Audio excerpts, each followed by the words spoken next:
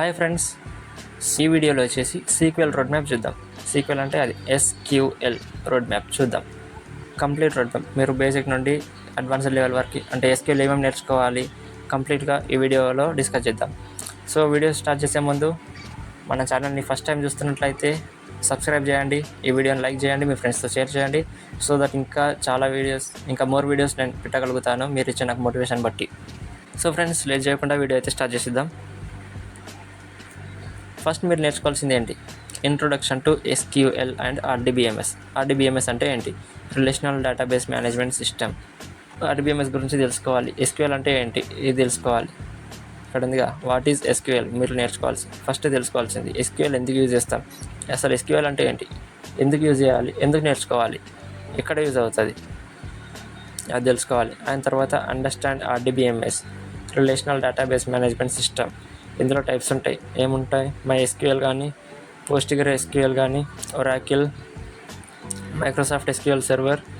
అంటే వాటికి డిఫరెన్స్ ఏంటి, MySQLకి Oracleకి డిఫరెన్స్ ఏంటి, ఇందులో ఏముంటాయి అనేది తెలుసుకోవాలి. డిఫరెన్స్ అనేది చాలా పెద్దగా ఏమి ఉండదు, జస్ట్ కొంచెం సింటాక్స్ కానీ వాటిలో మాత్రమే కొంచెం డిఫరెన్స్ ఉంటుంది అంతే. అండ్ దాని తర్వాత SQL అంటేనే tables, relational database management system అంటేనే టేబుల్స్లో కదా డేటా స్టోరేజ్ అయ్యేది. ఫస్ట్ టేబుల్స్ అంటే ఏంటి, రోస్ అంటే ఏంటి, రిలేషన్షిప్స్ అంటే ఏంటి, బయట ఉండే రిలేషన్షిప్స్ కాదు, డేటాబేస్లో డేటాకి అంటే టేబుల్స్ మధ్యలో ఉండే రిలేషన్షిప్స్ అవి ఎలా ఉంటాయి. 1 to 1 ఉంటుంది, 1 to many, many to many, many to 1, ఇట్లా చాలా టైప్స్ ఉంటాయి. వాటి గురించి తెలుసుకోవాలి. Next basic SQL concepts. ఇందులో ఏముంటాయి?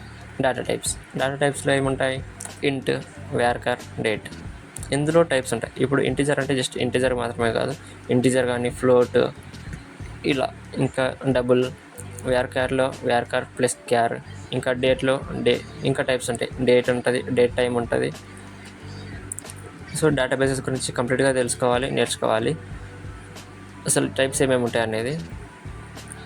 ఈ SQLకి సంబంధించిన కంప్లీట్ ట్యూటోరియల్ కూడా, అంటే కంప్లీట్ కాన్సెప్ట్స్ ఎక్స్ప్లెనేషన్ కూడా మన ఇన్స్టాగ్రామ్ పేజ్లో పోస్ట్ చేసిన ఆల్రెడీ. అంటే రీల్ టైప్స్లో ఉన్నాయి, ప్లస్ పోస్ట్లో కూడా సింటాక్స్ అండ్ ఎగ్జాంపుల్స్ పోస్ట్ చేసిన. ఒకవేళ మీరు చూడకపోతే అక్కడ వెళ్ళి చూడండి. అండ్ దీనికి సంబంధించిన SQLకి సంబంధించిన కంప్లీట్ నోట్స్ కూడా మన టెలిగ్రామ్ ఛానల్లో ఉంది. దాని లింక్ వచ్చేసి డిస్క్రిప్షన్లో ప్రొవైడ్ చేస్తాను. మీరు ఆ ఫ్రీగా PDF కూడా డౌన్లోడ్ చేసుకొని నేర్చుకోవచ్చు. అది మీకు పక్కా యూజ్ అవుతుంది. అండ్ నెక్స్ట్ వచ్చేసి క్రియేటింగ్ డేటాబేసెస్ అండ్ టేబుల్స్. అసలు టేబుల్స్ ఎలా క్రియేట్ చేయాలి, డేటాబేస్ ఎలా క్రియేట్ చేయాలి ఇది తెలుసుకోవాలి. డేటాబేస్ అంటే ఏంటి, ఎలా క్రియేట్ చేస్తాం. అండ్ నెక్స్ట్ వచ్చేసి బేసిక్ SQL కమాండ్స్. ఇందులో ఏముంటాయి? Create, select, insert, update, delete. ఇది ఎందుకు చేస్తాం వీటి గురించి తెలుసుకోవాలి. అండ్ వీటి సింటాక్స్ తెలుసుకోవాలి. ఇప్పుడు మన క్రియేట్ వచ్చేసి నువ్వు డేటాబేస్ క్రియేట్ చేయాలి అన్నా, టేబుల్ క్రియేట్ చేయాలి అన్నా, వ్యూస్ క్రియేట్ చేయాలి అన్నా కూడా క్రియేట్ యూజ్ చేస్తాం. మనం ఏదైనా డేటాని రిట్రీవ్ చేసుకోవాలి, ఏదైనా టేబుల్ ఉండి అంటే సెలెక్ట్ యూజ్ చేస్తాం. అండ్ నువ్వు క్రియేట్ చేసిన టేబుల్లోకి డేటాని ఇన్సర్ట్ చేయాలి అంటే డేటాని అపెండ్ చేయాలి అన్న, డేటాని పంపించాలి, స్టోర్ చేసుకోవాలి అంటే దానికి ఇన్సర్ట్ కీవర్డ్ యూజ్ చేస్తాం. నువ్వు ఆల్రెడీ ఇన్సర్ట్ చేసిన డేటాని ఇంకా మాడిఫై చేయాలనుకుంటే దానికి అప్డేట్ కీవర్డ్ యూజ్ చేస్తాం.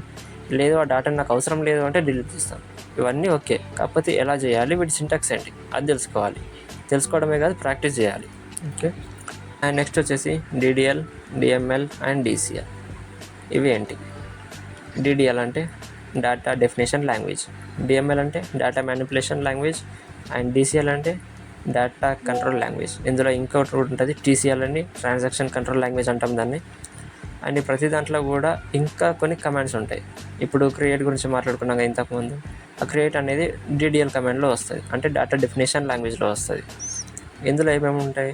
Create, alter, drop. ఈ త్రీ కమాండ్స్ వచ్చేసి DDLలో ఉంటాయి. అండ్ నెక్స్ట్ వచ్చేసి DML ఆపరేషన్స్.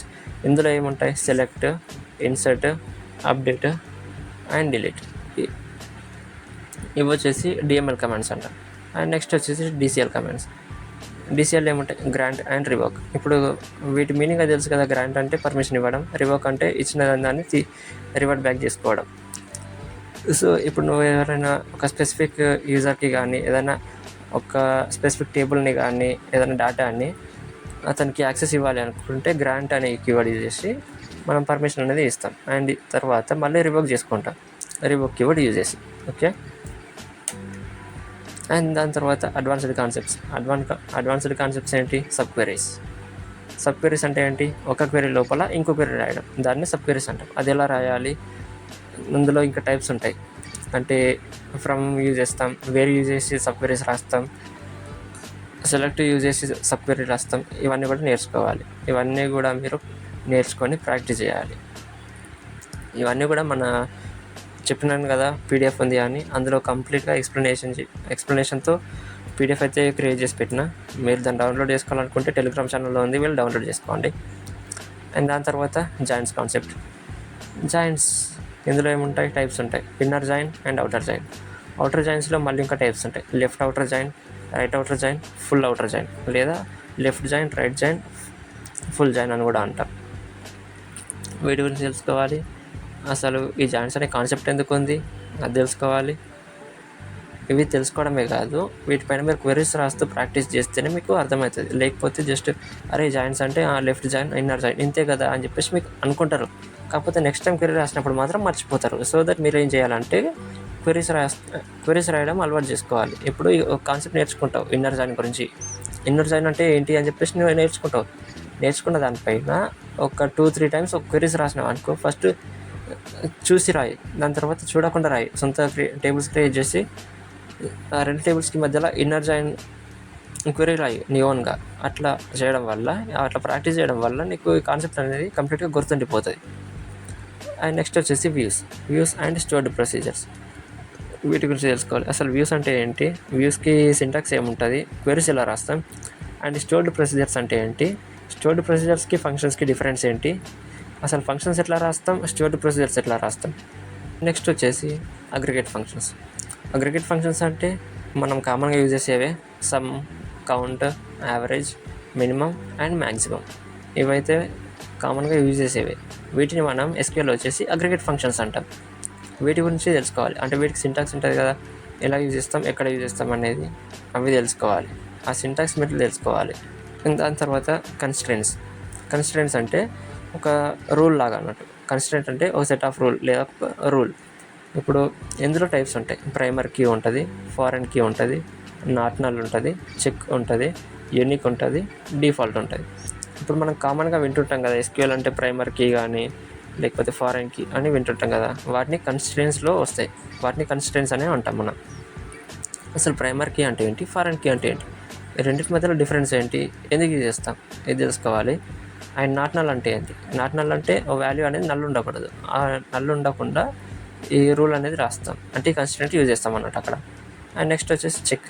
ఇప్పుడు నువ్వు ఏదైనా ఒక కండిషన్ ఇచ్చి దాన్ని ఆ కండిషన్ సాటిస్ఫై అయ్యేలా చెక్ చేయాలనుకుంటే దానికి ఇది అనేది యూజ్ చేస్తాం అన్నట్టు. అండ్ నెక్స్ట్ వచ్చేసి యూనిక్ అంటే ఏంటి? తెలిసిందే మీనింగ్. ఒక రోల్లో కానీ ఒక కాలంలో కానీ యూనిక్ వాల్యూస్ ఉండాలి. సో అలా ఉండాలి అన్నప్పుడు యూనిక్ అనేది కన్స్ట్రెంట్ యూజ్ చేస్తాం. డిఫాల్ట్ అంటే ఒకవేళ మనం యూజర్ అనేవాడు అసలు ఏ వాల్యూ ఇవ్వలేదు అంటే మనమే ఒక డిఫాల్ట్గా ఒక వాల్యూ ఇస్తాం. సో ఒకవేళ యూజర్ అనేవాడు ఏ డేటా అనేది ఎంటర్ చేయకపోతే ఈ డిఫాల్ట్గా మనం ఇచ్చిన డిఫాల్ట్ వాల్యూ అనేది అక్కడ డిస్ప్లే అయిపోతుంది. అండ్ నెక్స్ట్ వచ్చేసి నార్మలైజేషన్ అండ్ ఇండెక్సింగ్. ఇది కొంచెం అడ్వాన్స్డ్ కాన్సెప్ట్సే. అండ్ నార్మలైజేషన్లో ఇంకా టైప్స్ ఉంటాయి. ఈ టెక్నిక్లో ఏమేమి ఉంటాయంటే 1NF, 2NF, 3NF, boys code normal form ఉంటుంది. అంటే 1NF అంటే first normal form, second normal form, third normal form, and ఇంకోటి వచ్చేసి ఇది బాయ్స్ కోడ్ నార్మల్ ఫామ్ ఉంటుంది. అసలు వీటి మధ్యలో డిఫరెన్స్ ఏంటి, అసలు ఇవి ఎందుకు యూజ్ చేస్తాం, అసలు నార్మలైజేషన్ అంటే ఏంటి, ఎందుకు యూజ్ చేస్తాం, ఎందుకు చేయాలి అనేది తెలుసుకోవాలి. అండ్ దాని తర్వాత డేటాబేస్ ఇండెక్సింగ్, ఇది తెలుసుకోవాలి. అసలు ఇండెక్సింగ్ అంటే ఏంటి, ఎందుకు చేస్తాం, ఎలా చేస్తాం. దాని తర్వాత వచ్చేసి ట్రిగ్గర్స్ కాన్సెప్ట్ కూడా నేర్చుకోవాలి. అసలు ట్రిగ్గర్స్ అంటే ఏంటి, ఇందులో టైప్స్ ఉంటాయి. మళ్ళీ ట్రిగ్గర్స్లో వచ్చేసి ఇంకా టైప్స్ ఉంటాయి అన్నట్టు. ఆ టైప్స్ ఏంటి, ఎలా యూజ్ చేస్తాం, దీని సింటాక్స్ ఏంటి, వాటిని కూడా నేర్చుకోవాలి. ఓకే ఫ్రెండ్స్, సో మీరు SQLలో నేర్చుకోవాల్సింది అయితే ఇవి అన్నట్టు. ఈ కాన్సెప్ట్స్ అనేది చాలా ఖచ్చితంగా నేర్చుకోవాలి. సో దట్ మీరు ఒక ప్రో లెవెల్లో అయితే అంటే మీరు ప్రాక్టీస్ చేస్తేనే అవుతారు. ప్రాక్టీస్ చేయకపోతే మీరు ఎన్నిసార్లు రోడ్ మ్యాప్ చూసినా, ఎన్నిసార్లు సేమ్ క్లాసెస్ విన్నా కూడా మీరు నేర్చుకోలేరు. మీరు చేయాల్సింది ఏంటి అంటే ఖచ్చితంగా ప్రాక్టీస్ చేయాలి. ఇప్పుడు సబ్ క్వెరీస్ కాన్సెప్ట్ నేర్చుకున్నావు, దానిపైన క్వెరీస్ రాయి. జాయిన్స్ నేర్చుకున్నావు, దానిపైన క్వెరీస్ రాయి. వ్యూస్ నేర్చుకున్నావు, దానిపైన క్వెరీస్ రాయి. మళ్ళీ 3 యూజ్ చేసి కూడా క్వెరీస్ రాయి. అట్లా చేయడం వల్ల మీకు కాన్సెప్ట్ అనేది అర్థమవుతుంది.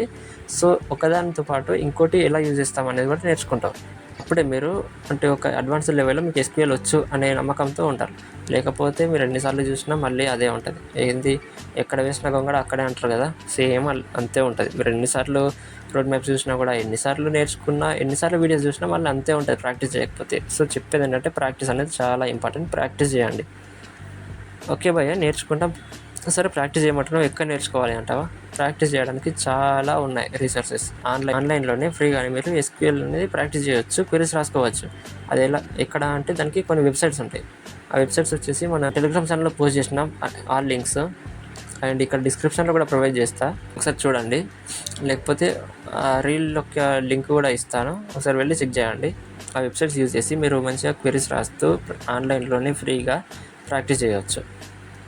ఓకేనా? సో ఫ్రెండ్స్, ఈ వీడియో కనుక మీకు నచ్చిందని అనుకుంటున్నా. అంటే మీకు SQL నేర్చుకోవడానికి ఒక పాత్ అయితే దొరికింది అని చెప్పేసి అనుకుంటున్నా, యూజ్ అయింది అని.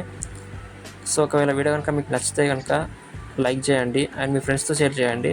సో దట్ SQL అనేది వాళ్ళు కూడా నేర్చుకోగలుగుతారు. SQL మన ఛానల్కి అయితే సబ్స్క్రైబ్ అవ్వండి. మీరు ఎంత మోటివేషన్ ఇస్తే అంత మంచి వీడియోస్ అయితే నేను అప్లోడ్ చేయడానికి ట్రై చేస్తూ ఉంటా. సో ఇది ఫ్రెండ్స్ ఈరోజుకి. Thank you for watching.